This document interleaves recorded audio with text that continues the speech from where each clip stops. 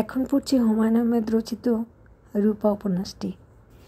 সবাই সাথে থেকো এবং শুনো।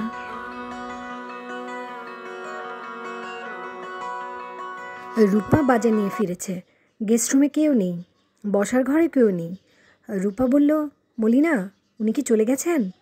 মলিনা হাসি মুখে বলল, ভাইজান ছাদে বিরাট গফ চলতেছে। খালুজান এমন গফ দিতাছে, আমি অবাক মানছি। যান দেখে আসেন, দেখলে মজা পাইবেন। মদিনা কোথায়? দরজা বন কইরা বসা। জান কফি চাইছে। আমি মদিনারে বললাম, যা কফি নিয়ে আয়। সে বলল, যামু না। আমি বললাম, যাবি না কেন? ভূতের সাথে পীড়িত করতে পারবি আর মেহমানের সামনে যাইতে পারবি না? রূপা নিজের ঘরে ঢুকলো। ঘরের কোণায় মদিনা চুপচাপ বসে আছে, তার মাথা নিচু। রূপা বলল, কোনো সমস্যা মদিনা? মদিনা নাসূচক মাথা নাড়ল। রাশেদ সাহেবকে দেখেছ? উনি কেমন মানুষ? মানুষ কেমন আমি তো আফা বলতে পারি না। মদিনা, তোমার সঙ্গে আজ রাতে আমি আলাদা করে বসবো। তোমাকে দেখে কেন জানি মনে হচ্ছে তুমি কিছু বলতে চাচ্ছ, বলতে পারছো না। আফা, চা খাবেন? চা এনে দিই? চা খাবো না, বাবাকে ডেকে নিয়ে আসো। মদিনা বলল, আমি ছাদে যাব না বা।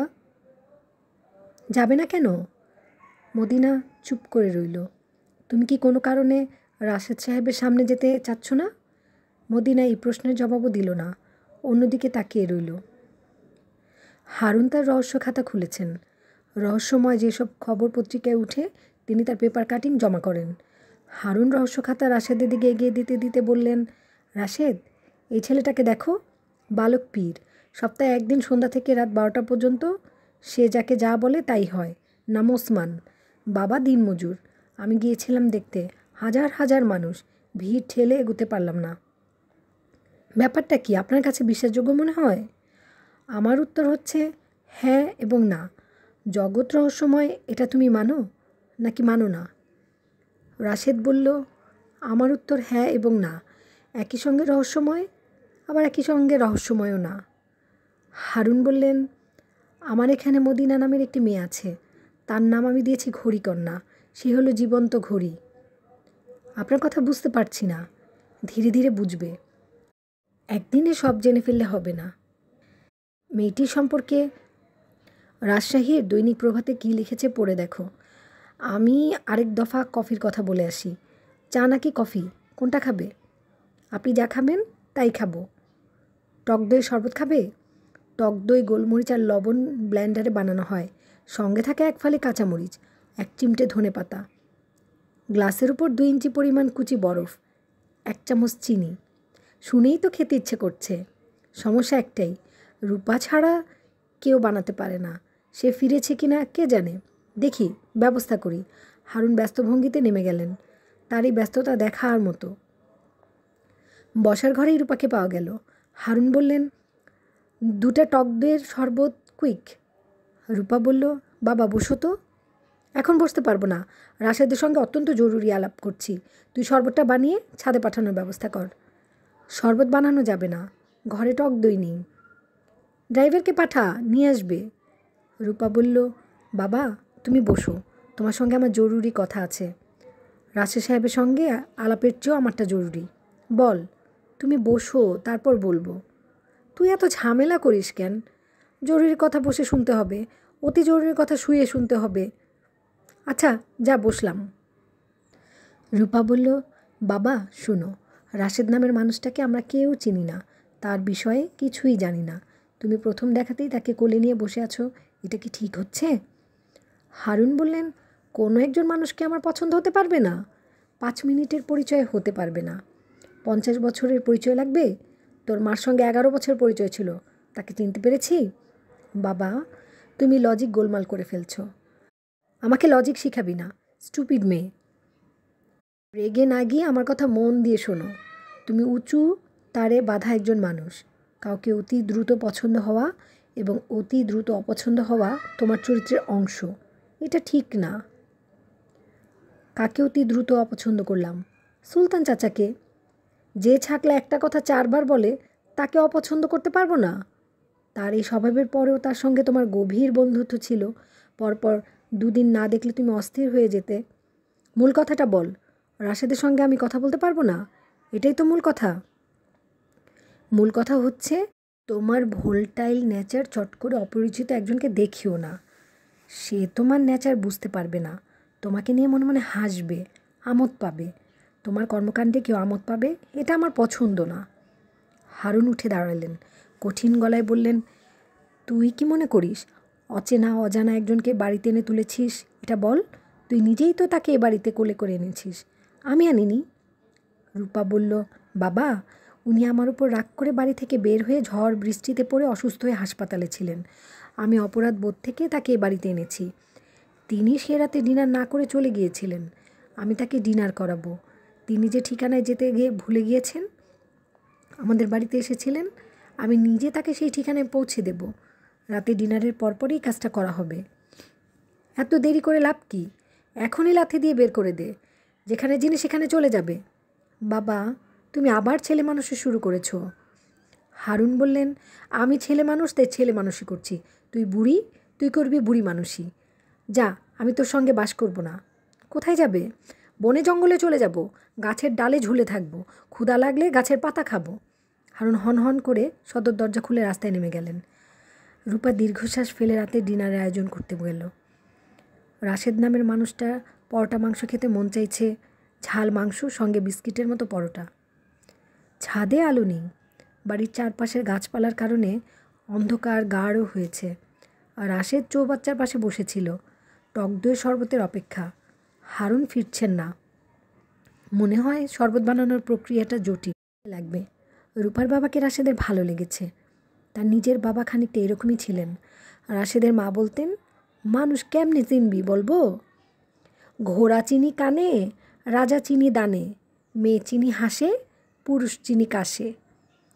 জাতের ঘোড়া কান দীক্ষা চিনতে হয়, আর রাজা কত বড় তার পরিচয় হয় তার দানে। মেয়েদের চেনা যায় তার হাসি দিয়ে, আর পুরুষ মানুষ চিনতে হয় তার কাশিতে। রাশেদ বলেছিল, একজন পুরুষ মানুষ কাশবে, সেই কাশির শব্দে বোঝা যাবে সে কেমন পুরুষ। কাশ হইল তার গলার আওয়াজ। মানুষের গলার আওয়াজই তার পরিচয়। হারুন নামের মানুষটার গলার আওয়াজ মোটেই ভালো না, কিন্তু মানুষটা ভালো, এতে কোনো সন্দেহ নেই। রাশেদ ছাদের গাছপালা দেখছে। ছাদে বাগানের সুযোগ আমেরিকায় নেই। আমেরিকার আকাশ থেকে বরফ পড়ে, বাংলাদেশের আকাশ থেকে পড়ে বৃষ্টি, গাছপালার প্রাণদায়িনী বৃষ্টি। ড্রাম কেটে একটি কাগজি লেবুর গাছ লাগানো হয়েছে, গাছ ভর্তি লেবু। কি সুন্দর দৃশ্য! গাছটার একটা ছবি তুলে রাখা দরকার। গাছ নিয়ে রাশেদের মার ছড়া আছে।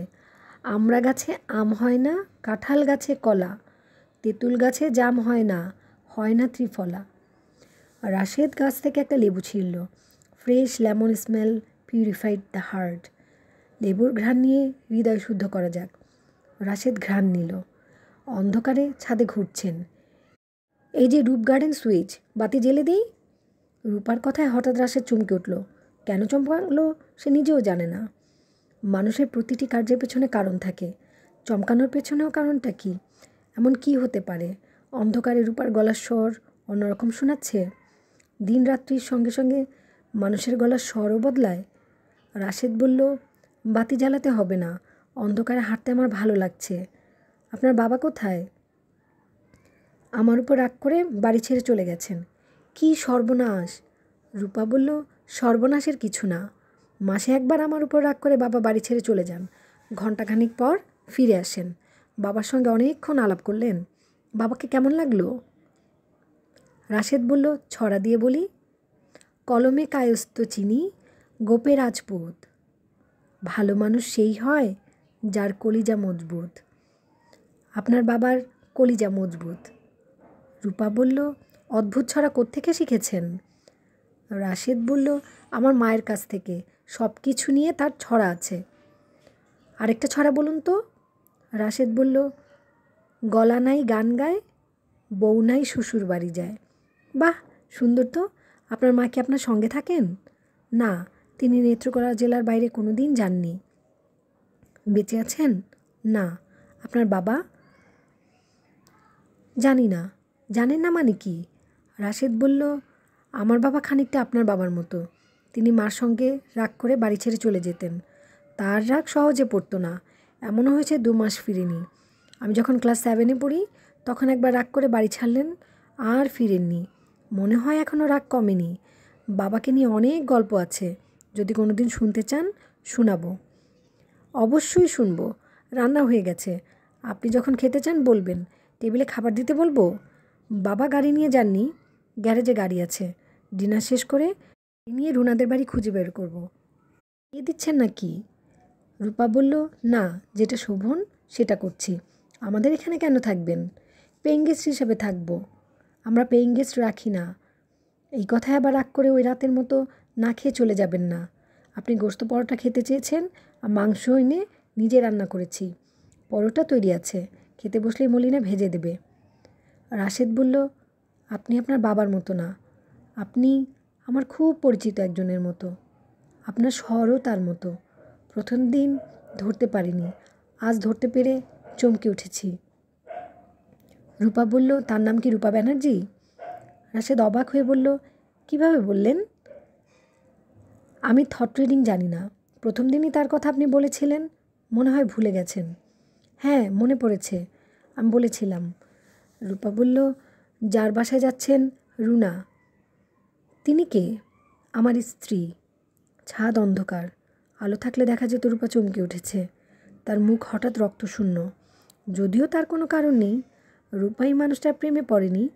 তার 3টে স্ত্রী থাকলেও রূপার কিছু যায় আসে না। রূপা বলল, খাবার কি দিতে বলবো? বলুন। আমি কিন্তু আপনার সঙ্গে খেতে বসবো না, বাবার জন্য অপেক্ষা করব। অতিথি একা খাবে অভদ্রতা, আগেই ক্ষমা চাচ্ছি। রাশেদ বলল, আমার কোনো অসুবিধা নেই, আমি মলিনার সঙ্গে গল্প করতে করতে খাবো। রাশেদ বলল, আপনার কাছে পরোটা খেতে চেয়েছিলাম, এখন ভাত খেতে ইচ্ছে করছে। ভাত কি আছে? অবশ্যই আছে। ভাত খেতে ইচ্ছে করলে ভাত খাবেন। আমার বাবার প্রিয় খাবার ছিল ধোয়া ওঠা ভাতের উপর 2 চামচ ঘি, তার সঙ্গে ভাজা শুকনা মরিচ। আপনাদের রান্নাঘরে কি ঘি আছে? আছে, খুব ভালো পাবনার ঘি আছে। আসুন, খেতে বসুন। যেভাবে খাবার গল্প করছেন মনে হয় আপনার খুব খিদে পেয়েছে। কোকা নিয়ে রেখেছি। আপনারা যারা আমেরিকায় বাস করেন তারা খাওয়া শেষ করেই সোডা খেতে চান। ভালো কথা, আপনারা কোককে সোডা কেন বলেন? রূপা, আমি জানি না। রূপা আবারও চমকালো। মানুষটা এত সহজে তাকে রূপা ডাকলো কেন? রূপা ব্যানার্জির কারণে? ডেকে ডেকে অভ্যেস। বাড়ির নাম মঞ্জুরি, 4 তলা বাড়ি। গেটে বাগানবিলাসের ঝাড়। গেটের দারোয়ান রাশেদকে ঢুকতে দিচ্ছে না। দারোয়ান রাশেদের কথা জানিয়ে ইন্টারকম করেছিল। বাড়ির মালিক দেওয়ান সাহেব বলেছে, গেস্টকে বল সকালে আসতে, আমার শরীর ভালো না, জ্বর। রাশেদ বলল, উনার সঙ্গে কথা না বললেও চলবে, তার মেয়ে রুনার সঙ্গে কথা বলবো। দারোয়ান বলল, আপনি অপেক্ষা করেন, আপার সাথে কথা বলে দেখি। আর রাশেদ অপেক্ষা করছে। রাতের আকাশে মেঘ, ঘন ঘন বিজলি চমকাচ্ছে। আজ বৃষ্টি নামলে ভেজা যাবে না। আবার হাসপাতাল, আবার দুঃস্বপ্ন। গেট খুলছে। দারোয়ান বলল, বাড়ি ভেতরে ঢুকবে না। রাশেদ বলল, আমি যে ঢুকতে পেরেছি এটাই খুশি।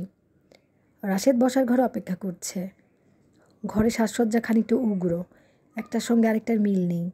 পাথরের অর্ধনগ্ন নারী মূর্তির পাশে থালা ভর্তি প্লাস্টিকের ফলমূল। দেয়ালে কামরুল হাসানের পেন্টিং আছে, অতি কুৎসিত ফ্রেমে চমৎকার একটা ছবি। সমুদ্রে পানি হাঁটু পর্যন্ত ডুবানো একটা মেয়ের ছবি আছে। এই মেয়েটা রুনা। রুনার অনেকগুলো ছবি রাশেদের কাছে। মেয়েটার মুখ শান্ত, চোখে স্বপ্ন আছে। রুনার বাবা দেওয়ান সাহেব ঢুকলেন। রাশেদ উঠে দাঁড়ালো। তুমি রাশেদ? জি। ছবিতে দেখেছি। ছবির চেহারা আর সামনাসামনি চেহারা এক না। বসো। রাশেদ বসল। তার কাছে দেওয়ান সাহেবকে মোটেই সুস্থ মনে হচ্ছে না, তবে ভয়ঙ্কর বিরক্ত। দেওয়ান সাহেব সিগারেট ধরতে ধরতে বললেন, আমরা একটা ভুল করে ফেলেছি। ভুলটা আর বাড়াতে চাচ্ছি না, তোমাকে আগেই জানানো হয়েছে, তারপরেও কেন এসেছো বুঝলাম না। The game is over. Rashed বলল, আমি রুনার সঙ্গে 5 মিনিট কথা বলে চলে যেতাম। তার সঙ্গে কি কথা বলবে? সে ভয়ঙ্কর আপসেট। টেলিফোনে বিয়েতে সে শুরু থেকে রাজি ছিল না, আমিও ছিলাম না। কুপরামর্শে কাজটা করেছি। ছেলে রাজপুত্র, পিএইচডি, ইউনিভার্সিটিতে পড়ায়। What a shame. রাশেদ চুপ করে আছে। ভদ্রলোক প্রচণ্ড রেগেছেন। হাতের সিগারেটে টান দিয়ে ফেলে নতুন সিগারেট ধরেছেন। ভদ্রলোকের রাগ কমার আগেই কথাটা বলা অর্থহীন। রাশেদ, শোনো, তুমি রসগোল্লা, পান্তুয়া যাই হও না কেন, তুমি মূলত স্ট্রিট বয়। ভুল বললাম, তার চেয়েও খারাপ। তোমাকে ডাস্টবিনে পাওয়া গেছে। সারা রাত ডাস্টবিনে পড়েছিলে। তোমার ফুসফুস এ কারণেই নষ্ট। রাশেদ বলল, কথাগুলি আপনাকে যে জানিয়েছে সে ভুল জানিয়েছে। এটা আপনাকে আগেও বলেছি, এখনও বলছি। তুমি কি অস্বীকার করো যে তোমার লাংস নষ্ট না? ক্ষতিগ্রস্ত, এটা ঠিক। পরের কথাগুলি ঠিক না। রূপা ব্যানার্জি নামে যে মেয়েটার সঙ্গে তুমি লিভ টুগেদার করতে, এটাও ভুল? জি ভুল। বাঙালি মেয়ে না? হ্যাঁ, কলকাতার মেয়ে। একটা বাঙালি মেয়ে জেনে শুনে এত বড় অপবাদ মাথায় নিয়ে বলবে যে লিভ টুগেদার করতো? তোমাদের একটা মেয়ে আছে না 3 বছর বয়স, তার নাম নিহি। রাশেদ বলল, আপনি অত্যন্ত উত্তেজিত অবস্থায় আছেন। 3 মিনিটে 4টা সিগারেট ধরিয়েছেন। একজন উত্তেজিত মানুষকে কিছু বোঝানো যায় না। আপনাকেও তাই বোঝাতে চাচ্ছি না। দেওয়ান সাহেব বললেন, আমার কথা শেষ হয়নি। কথা শেষ হোক, তারপর ফরফর করবে। অবশ্যই, কথা শেষ করুন। টেলিফোনে বিয়ে কোনো বিয়ে না, এর আইনগত কোনো ভ্যালিডিটি নাই। আমরা এই বিয়ে স্বীকার করছি না। রাশেদ বলল, কোনো সমস্যা নেই। আমি বিয়ে বজায় রাখার চেষ্টা করতে আসিনি। তাহলে কী জন্য এসেছ? রুনা আমাকে জঘন্য একজন মানুষ ভাবছে, এটাই খারাপ লাগছে। আমি নিশ্চিত সে চমৎকার কোনো ছেলেকে বিয়ে করে সুখে জীবন কাটাবে। তবে কখনো কখনো তার মনে হবে টেলিফোনে বিয়ে করে কি ভুলই না করেছিলাম। প্রথম স্বামী ছিল ভয়ঙ্কর। এটা তাকে কষ্ট দিবে। আমি তাকে কষ্ট থেকে মুক্তি দিতে চেয়েছিলাম।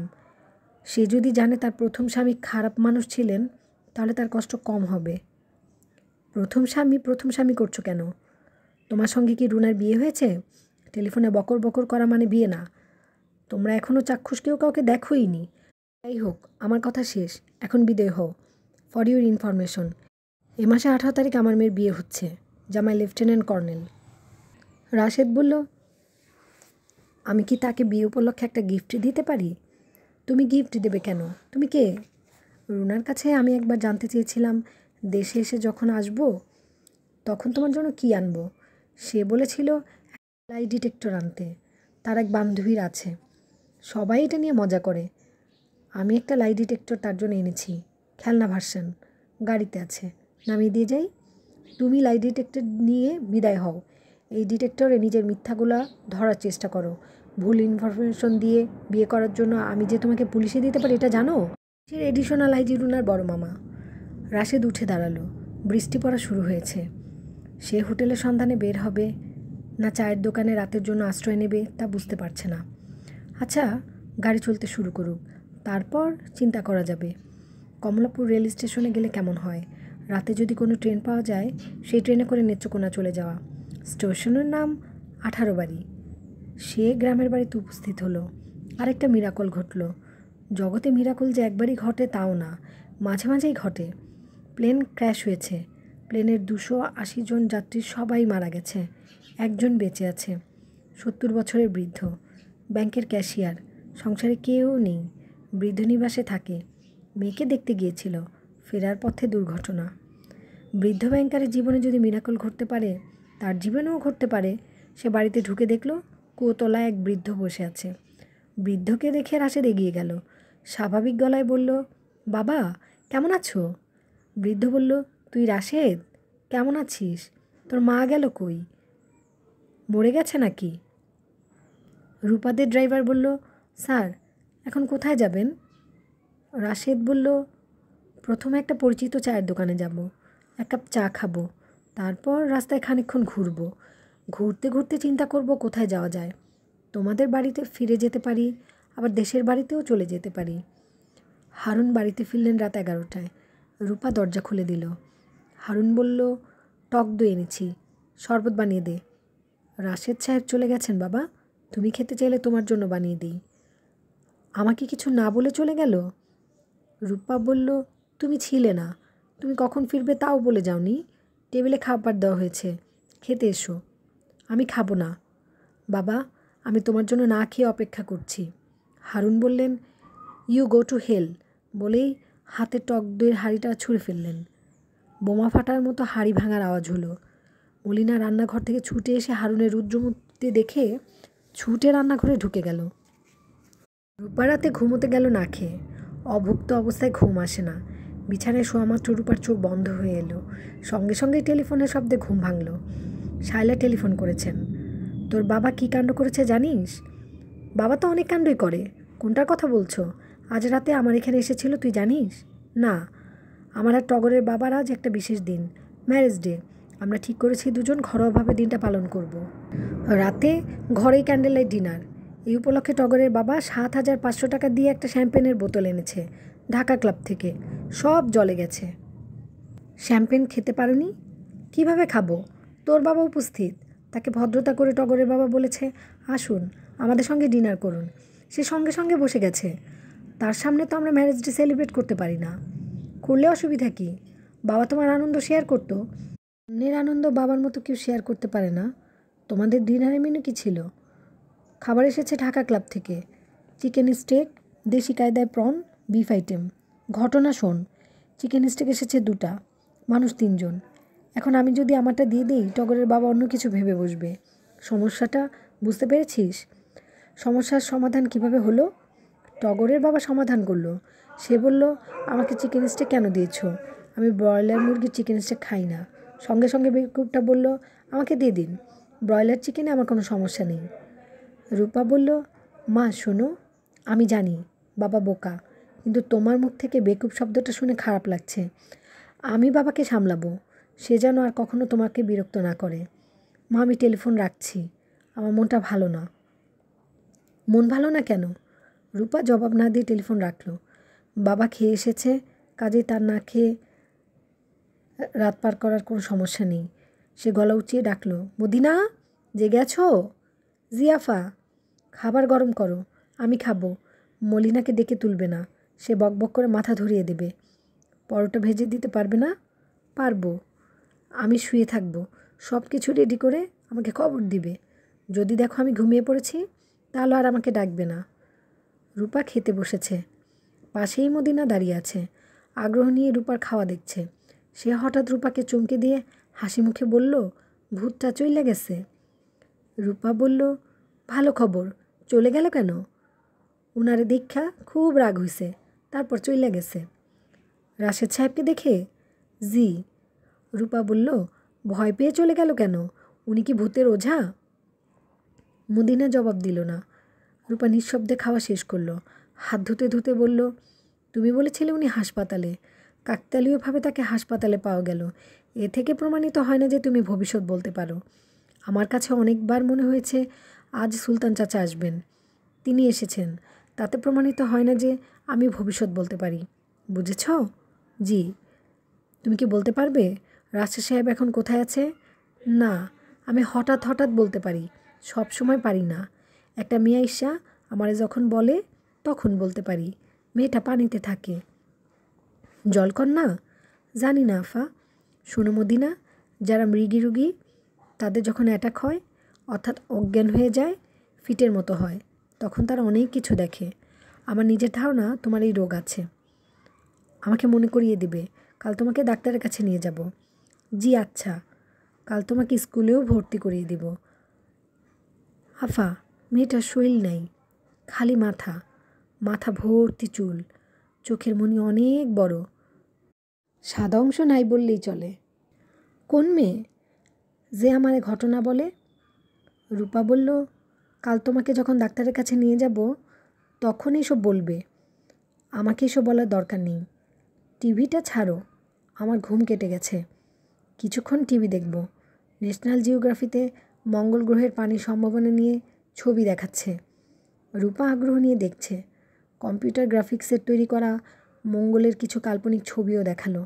লাল পাহাড়ের দেশে 2টি চাঁদ উঠেছে। জ্যোৎস্নার কি অপূর্ব খেলা। রূপা ঠিক করে ফেলেছে তার পরবর্তী ছবির নাম হবে মঙ্গল গ্রহে জ্যোৎস্না। ডাক্তার কথা বলছেন। শ্রোতা রূপা। মদিনাকে পাশের কামরায় রাখা হয়েছে। ডাক্তার মধ্যবয়স্ক। সাইকিয়াট্রিস্টরা পেশাগত কারণে প্রচুর বলেন। ইনি তার ব্যতিক্রম না, এক নাগারে কথা বলে যাচ্ছেন। রূপা মন দিয়ে শুনছে। ডাক্তার ভদ্রলোক কথা বলে আরাম পাচ্ছেন তা বোঝা যাচ্ছে। মদিনা মেয়েটির সমস্যা স্নায়ুবিক, নিউরোট্রান্সমিটার বিকার বলা যেতে পারে। তার রক্তে হিমোগ্লোবিন আশঙ্কাজনক কম। হিমোগ্লোবিনের প্রধান কাজ হচ্ছে শরীরে অক্সিজেন সরবরাহ করা। সেই অক্সিজেনের 70% বেশি প্রয়োজন হয় মস্তিষ্কে। মস্তিষ্ক যখন অক্সিজেন কম পায় তখন সে অদ্ভুত জিনিস দেখে, অদ্ভুত শব্দ শুনে। যারা এভারেস্টের চূড়ায় ওঠেন তারা অক্সিজেনের বোতল নিয়ে ওঠে। যখন বোতলের অক্সিজেন শেষ হয়ে যায় তখন শুরু হয় অক্সিজেন ডিপ্রাইভেশন জনিত হ্যালুসিনেশন। প্রায় সবাই বলেছেন 28,000 ফুট উচ্চতায় তারা উড়ন্ত মানুষ দেখেছেন। আশেপাশে অদ্ভুত জন্তু জানোয়ার দেখেছেন যারা মানুষের ভাষায় কথা বলে। আপনি কি এভারেস্ট অভিযান নিয়ে লেখা ইন্টু থিন এয়ার বইটা পড়েছেন? লেখকের নাম জন ক্রাকর। রূপা বলল, না, বইটিতে হ্যালুসিনেশনের কথা বলা আছে। এভারেস্ট অভিযাত্রীদের 28,000 ফুট উচ্চতায় ওঠার পর যা হয় মদিনা মেয়েটিরও তাই হচ্ছে।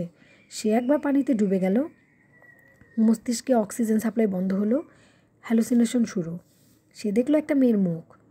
তারপর যতবার অক্সিজেন ঘাটতি হয় ততবারই এই মেয়েটিকে সে দেখল। মাসের কিছুদিন মেয়েদের শরীরে রক্ত কমে যায়। আমি নিশ্চিত মদিনা ওই সময় ভবিষ্যৎ দেখার কথা বলে। ডাক্তার দম নেবার জন্য থামলেন। রূপা বলল, আমাদের করণীয় কী? ভিটামিন দিচ্ছি, আয়রন ট্যাবলেট দিচ্ছি। মদিনার কথার কোনো রকম গুরুত্ব দিবেন না। তার কথায় গুরুত্ব দেবার অর্থ তাকে উৎসাহিত করা।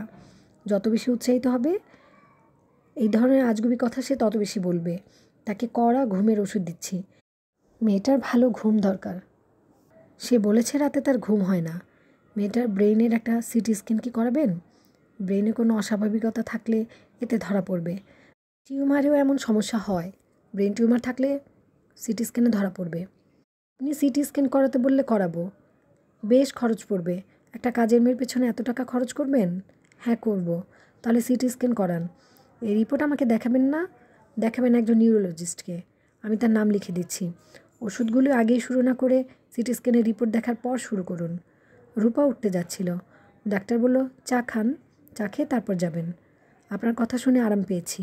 বেশিরভাগ সময় আমি কথা বলে আরাম পাই না। আপনার কোনো প্রশ্ন থাকলে জিজ্ঞাসা করুন। রোগ বিষয়ে প্রশ্নের উত্তর দিতে আমার ভালো লাগে। রূপা বলল, কিছু কিছু মানুষ আছে যারা দাবি করে যে ভবিষ্যৎ দেখতে পায়। তাদের সবাই কি হ্যালুসিনেশনে ভোগে? অবশ্যই। তাদের বলা ভবিষ্যৎ যদি মিলে যায় তার ব্যাখ্যা কী? দু একটা হয়তো মিলে, কাকতালীয় মিলে, কিন্তু মিলে যায় মানেই সেটা আমরা মনে রাখি। মিলে না সেগুলো আমরা মনে রাখি না। মৃগী রোগ কি নিশ্চয়ই জানেন? রূপা বলল, জানি। মৃগী বা অ্যাপিলেপসি শব্দটা এসেছে গ্রিক শব্দ অ্যাপিলেপসিয়া থেকে, যার অর্থ ভর করা। অপদেবতা বা দেবতা ভোর করলেই এই রোগ হয় ভাবা হতো। মৃগী রোগীর ক্ষেত্রেও অ্যাটাকের সময় রোগী ভবিষ্যতের কথা বলে, অনেক কিছু দেখে, সবই মস্তিষ্কের ভেতর। মদিনার সিটি স্ক্যানের রিপোর্ট, ব্রেইনের ফ্রন্টাল লোবে একটি টিউমার পাওয়া গেল। টিউমার ম্যালিগনেন্ট হবার সম্ভাবনা। নিউরোলজিস্ট বললেন অবিলম্বে ফ্রন্টাল ল্যাবোটমি করা প্রয়োজন। রূপার এই খবর মদিনাকে দিল না, তার বাবাকেও দিল না। মদিনা রাতে ঘুমোতে গেছে। রূপা বলল, নীল দুটো ট্যাবলেট খাওয়ার কথা খেয়েছ? মদিনা হ্যাঁসূচক মাথা নাড়ল। ভূত যেটা চলে গিয়েছে সেটা ফিরে এসেছে? না, আরাম করে ঘুমাও। মদিনা ক্ষীণ স্বরে বলল, আমারে মার কাছে পাঠায় দেন আফা, আমি বেশি দিন বাঁচুম না। কে বলেছে? দিঘির পানিতে যে কালো মেঘ দেখা দিয়েছিল সেই মেয়েটা? জি আফা। ভুয়া মেয়েটার কথা ভুলে যাও, তুমি অনেক দিন বাঁচবে। বাতি নিভিয়ে দিই? দেন। মদিনা কিছুক্ষণের মধ্যে ঘুমিয়ে পড়ল। সারা রাত জেগে রইল রূপা। তার এক ফোঁটা ঘুম এলো না। হারুনের কাছে চিঠি নিয়ে এলো একজন, ভীতু মুখে দাঁড়িয়ে আছে। হারুন খবরের কাগজ পড়লেন। এই সময় তার মেজাজ এমনিতেই খারাপ থাকে, আজ অতিরিক্ত খারাপ, কারণ প্রথম পৃষ্ঠাতেই খবর। ঘাতক ট্রাক ছিনিয়ে নিল ছোট্ট মিলাকে। মিলার বয়স 4, সে নার্সারিতে পড়ে। সে তার লবণ মাখানো দুটো আমড়ার স্টিক হাতে নিয়ে মার দিকে ছুটে আসছিল। তার ট্রাকের নিচে পড়ে গেল, আটকে গেল ট্রাকের চাকায়। এই অবস্থাতেই ট্রাক ছুটে বের হয়ে গেল। ছোট্ট মিলার একটা ছবি ছাপা হয়েছে, কাঁধে স্কুল ব্যাগ, মাথার চুল পনিটেল করে বাঁধা। মিলাকে দেখাচ্ছে ছোটোবেলার রূপার মতো। কাগজ দূরে ছুঁড়ে ফেলে হারুন বলল, কার চিঠি? পত্রবাহক ভয়ে ভয়ে বলল, নাম জানি না স্যার, আমারে বলেছেন আপনারে দিয়ে দিতে। বাসা চিনাই দিয়েছেন। যে চিঠিতে লিখেছে সে কোথায়? উনি কোথায় জানি না। উনি বলেছেন দেশের বাড়ি চলে যাবেন। দেশের বাড়ি কোথায়? জানি না স্যার। হারুন বলল, তোমার ভাওতাবাজি আমি বুঝতে পারছি না। এমন মনে করার কোনো কারণ নেই। চাঁদাবাজ চাঁদা দেয় চিঠি লিখে, তোমাকে দিয়ে পাঠিয়েছে। তোমাকে আমি ছেড়ে দেব ভেবো না। যদি ভাবো তাহলে তুমি বোকার স্বর্গে বাস করছো। তোমাকে আমি পুলিশে দেব। জীবন যাবে জেলের লাপসি খেতে খেতে। লাপসি চিনো? জি না স্যার। রূপা বলল, কেন শুধু শুধু ফেনাচ্ছ বাবা? হাত থেকে চিঠি নিয়ে পড়ো, তারপর যা করার করবে। হারুন বললে, নামগোত্রহীন কারোর চিঠি আমি পড়ব না। এই চিঠিটা ডাকে আসেনি, কুরিয়ার সার্ভিসেও আসেনি, কাজেই চিঠিতে সমস্যা আছে। তাহলে তাকে বলে দাও চিঠি নিয়ে চলে যেতে। হারুন কঠিন গলায় বলল, তোমার এই চিঠি আমি পড়ব না। যে চিঠি লিখেছে তার নাম ঠিকানা নিয়ে এসো, তারপর দেখা যাবে। রূপা বলল, বাবা আমার সাজেশন হচ্ছে চিঠিটা পড়ো, হয়তো চিঠিতেই নাম ঠিকানা আছে। পরবর্তী পর্ব শোনানোর আমন্ত্রণ। সবাই বুকনোট চ্যানেলটি সাবস্ক্রাইব করো।